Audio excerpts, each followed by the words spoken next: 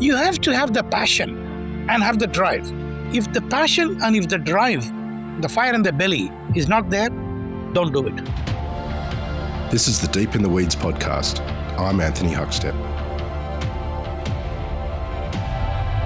On the show, we've talked about the modern influence of Indian food in Australia, but a few have had the impact of today's guests. Kumar Mahadevan is the owner of Abhi's in North Strathfield. Kumar, how are you? Good, thank you. It's good to get you on the show. You're known in Australia as the guru of Indian cuisine. How do you feel about that? I am sensational, great. Kumar, how are things in Sydney at the moment? It's good. It's challenging, that's for sure, with the market conditions, but we're still soldiering on. You've been in business for a long time, some 36 years there in North Strathfield. How does that make you feel? Restaurants rarely have that sort of longevity. How does that feel knowing it's been so many decades? Old. But yeah, no, it feels good, that's for sure. And it's an ongoing battle in a nice way that you got to be on it all the time. Like I tell my boys that, there's a running race on, whether it's a sprint or a marathon. Who has the maximum amount of pressure? The guy who's in the front. Because people are waiting to catch you. So you either run fast or you keep running. Tell us a little bit about Abhi's and what you do there. Look, Abhi's was opened in July 1990. And when I opened, I wanted to have an impact on the market to not give the run-of-the-mill food which was available then. So I had done something quite differently. And it was a very big struggle there because North Strathfield was not a very popular suburb as a dining precinct. So people were quite skeptical about Indian food itself. And it took a lot of time for me to get my bearings right. But 1994, but we were getting a little bit of a plug here and there with the so-called media of, in those days, cheap eats and a few bits and pieces here and there. But the biggest break came through from Sydney Morning Herald in 1994. One of the food critics, Mr. Les Luxford, exposed us to the market, and he gave us a fabulous review. Since then, no looking back. Tell us a little bit about your food. Is there some dishes that have stood the test of time that really exemplify sort of Abhi's and your food? Yes, quite a lot actually. Quite a lot. Most of the anchor dishes are still in the menu. The signature dish of the restaurant, which is the Palak Pata Papdi Chaat. I'm saying it too loud. It's Palak Pata Papdi Chaat. Palak means spinach. Pata means leaves. Papdi is crispies. Chaat. So basically, in those days, everybody would make this so-called chaat, which is a street food of India with wheat crispies and things like that. So I made it with spinach leaves. 1990, gluten-free. No gluten, zero gluten. So it is the signature dish of the restaurant. And so that made a very big impact with everyone. And some of the dishes are still no recipe change. It's still on the menu right from day one. Wow. Is there one or two more dishes you can tell us about that have stood that? Yeah, the butter chicken is quite different. It is quite lighter and it's tasty. So it's still the most popular dish. Obviously, it's the largest selling dish of the restaurant. And it was very satisfying. I will probably share the one of the very lovely note received from a little boy who came to a restaurant a couple of days ago. And he wrote so sweetly that, Uncle, this is the best dish I've had, blah, blah, blah. So I will share that. So it's different.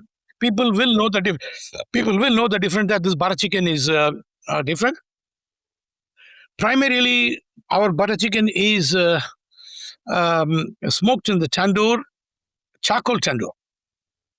And I think that gives a great flavor. Butter chicken is still on. The lamb korma is still the same recipe.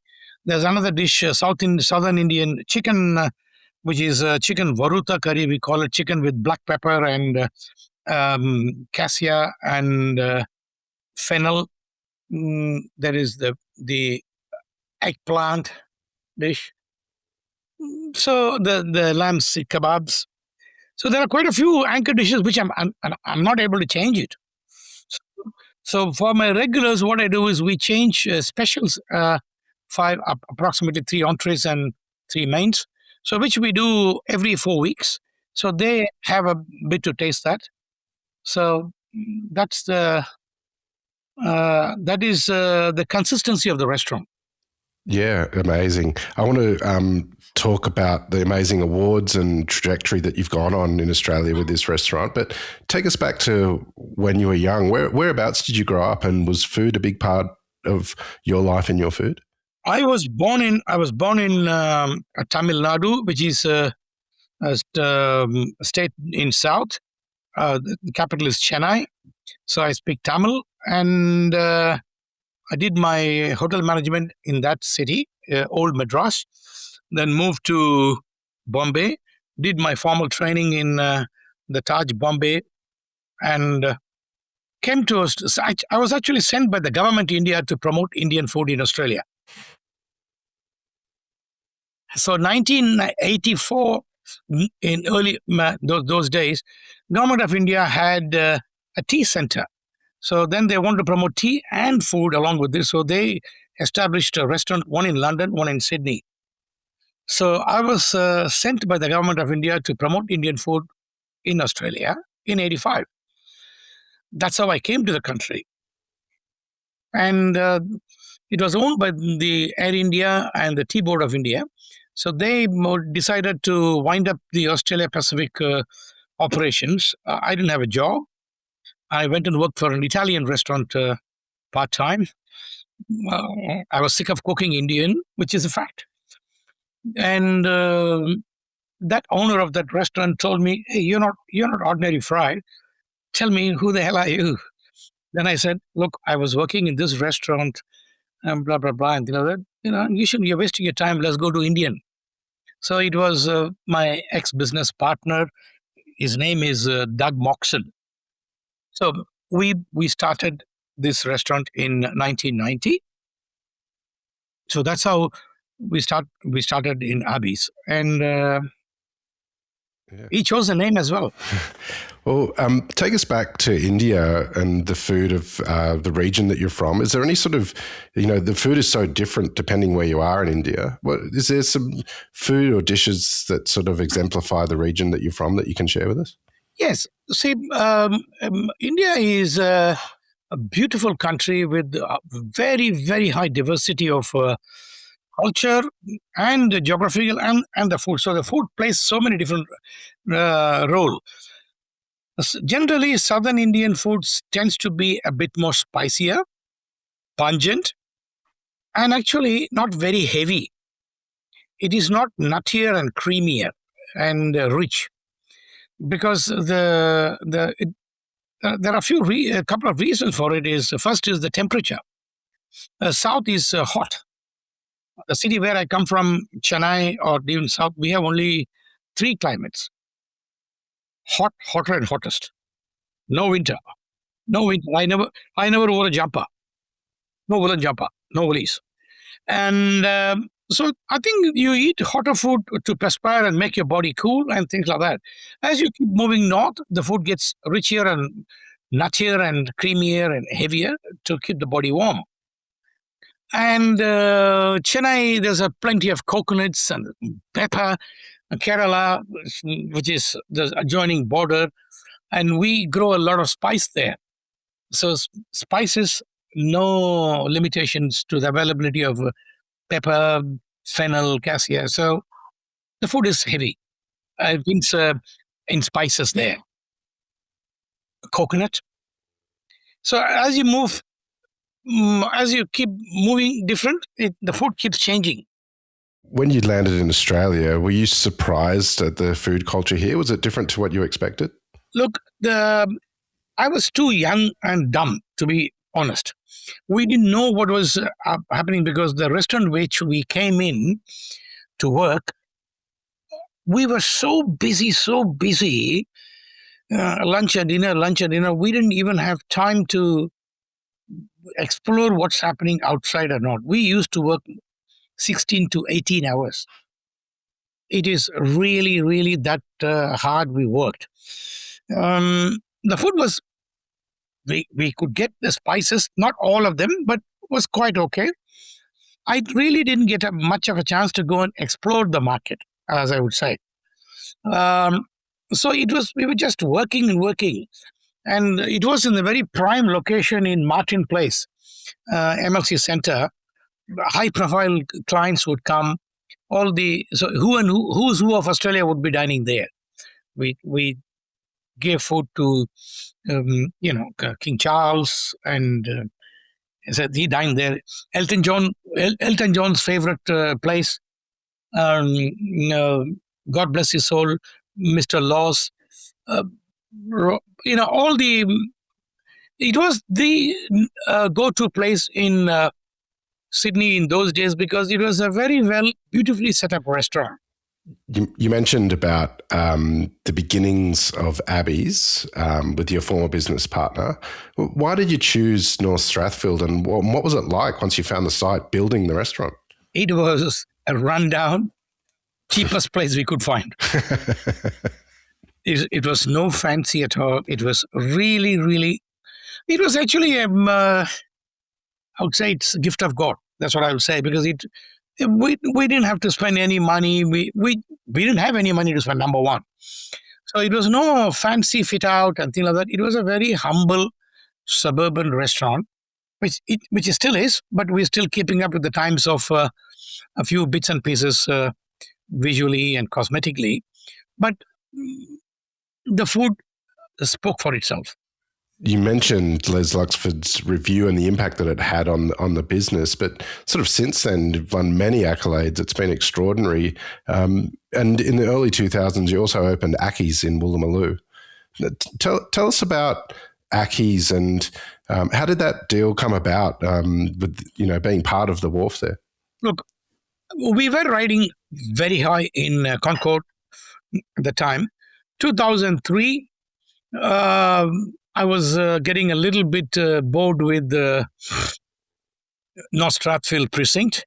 I wanted to be a bit more adventurous and wanted to go and see the other side of the town. And we actually went to dinner once to Otto. Well, I said, "Oh, Jesus, this is very nice." And we became friendly with somebody there, and then suddenly we got a chance to, the wharf opportunity came in 2003. And it was a good opportunity, and we dived in. And I took it as a challenge. It was a challenge because I'm fighting with the big boys. And Indian food is not, to come to think about it, is 23 years ago, 2003.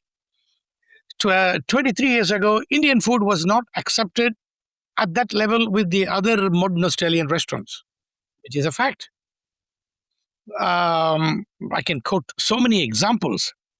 Now it's changing, but before they won't accept. An entree in an Indian restaurant should be not more than $10 to speak. But whereas they'll go happily pay $20 for an entree in a modern Australian restaurant. The perception had to change.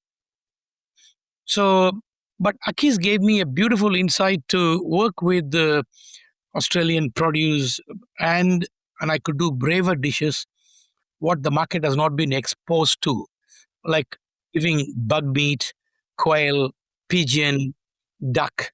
These things are probably still not heard much in any Indian restaurants. I did it in Ulamalu, and I got the recognition for it.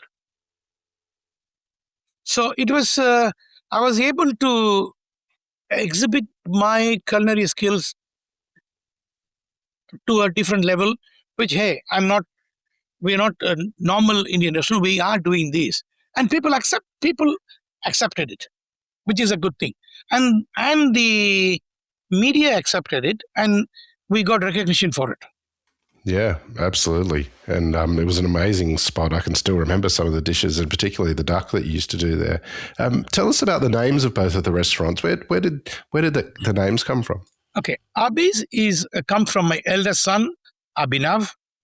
He is 38 now, 37. Yeah, he was born in 1988. Yeah, 38. Yeah, so in October. So 37. So when I opened Abhi was just a year old. So as I said, Doug, Mike's business partner, chose a name. Hey, this looks quite quirky, and let's call it the restaurant of Abhi's. So my second son's name is Akhilesh. So I said, okay, let's take it and call it Aki's, the Ulamalu Wharf. That's how Aki's and Abhi's came in. That's extraordinary to have a child that's almost the same amount of years as you've had the restaurant as well. You've seen both of them grow extraordinary. What was it like letting go of Aki's when that came about, and letting go of that restaurant on the other side of the harbour, or the other side of the city? I had a lot of feelings. We lasted 17 years there. 2003, we went in, and 2020, COVID, we copped it. It was expensive to run, and I had to wind up with a heavy heart. It was a commercial decision, and which we had to take. Yeah, tell us about that period of time. I think in the short black column, Mr. Scott Bowles gave us a nice clip, say that Aki's has had a good innings, which it was. How much have you seen Indian food change in the many decades that you've been a huge influence here? Indian big time, and it's nice and encouraging to see a lot more people are wanting to be adventurous, and they want to do good things, and it is good for the industry. Now the Indian restaurants are sprawling up all over Sydney. There is a Little India which caters to a different kind of a market, and which is very good, it's busy. So it's definitely taken a good turn for the better. I'm really interested in sort of the story of longevity, because it's the dream of many restaurateurs to last, many decades like you have. What sort of advice would you have for operators out there to sort of have that longevity in a restaurant? First and foremost, be sincere to yourself. Number one, be sincere to yourself. Then treat your staff respectfully, with respect. The secret of my restaurant is consistency. The consistency is coming not because just the food, the consistency of the staff. I had my head chef working with me for more than 25 years. So he's just so I am able to keep my staff for a long period, which is a very good thing. All my chefs have been always with me for a long time. And even now, my chef second chef who's in charge, he's with me for more than 10 years. So you have to treat your team. It is not a single solo sport. It is a team sport where you have to lead and support the team, and you have to trust your team. That's the advice I would give. Abhi's is still firing on all cylinders, but what's your role within the business these days, and what's the next sort of couple of years look like for you? once again, I will quote this lovely dialogue, golden words my ex-business partner said. He said, Kumar, the business will work for you as long as you work for the business. It is a vicious, like the mice running the wheel. The harder you work, it still goes on, but there's no escape. There's no escape. I was, funny enough, we're talking this. Both my senior chefs were on holidays the last 2 weeks, and I was actually on the pans every day, lunch and dinner. And I came home and I said to my wife, why am I doing this? Because obviously I was very tired being in it day in and day out. So otherwise we stay there for some time during the peak service time and then come back. But then peak service time is a different story, whereas the mise en place period time is very, very different. So the mise en place time is where everything happens. But that's the whole thing with Indian cuisine, where the preparation time is quite heavier. And coming back to what we were there, I was late night after I finished work. Yesterday I had an early mark. After 9 o'clock, I went to Double Bay. I was just because I haven't been to the area for a very long time. So I was just walking past, checking what's happening, how the area is, blah, blah, blah. And I bumped into Mr. Neil Perry. He's walking from that Italian restaurant to the Margaret restaurant. Nothing changes for old-timers. It's absolutely extraordinary what you've gifted the culinary landscape in Australia. But what do you love about what you do? You have to have the passion and have the drive. I mean, money is, yes, obviously a different issue, but if the passion and if the drive, the fire in the belly is not there, don't do it. It is not an investment game. It is not an investment. If you think that you're going to be investing there, you might as well invest somewhere else because there's no guarantee. Well, Kumar, it's amazing to have you on the show to hear a little bit of your story, and look forward to seeing where you take Abhi's from here. So please keep in touch and we'll catch up again soon. Thank you. Thanks. This is the Deep in the Weeds podcast. I'm Anthony Huckstep. Stay tuned as we take a deep dive into the lives of the incredible people who ply their trade in the food and hospitality sector. Special thanks to executive producer Rob Locke for making this all happen. Follow us on Instagram at Deep in the Weeds Podcast or email us at podcast@deepintheweeds.com.au. Thanks to executive producer Rob Locke for making this all happen. Stay safe and be well.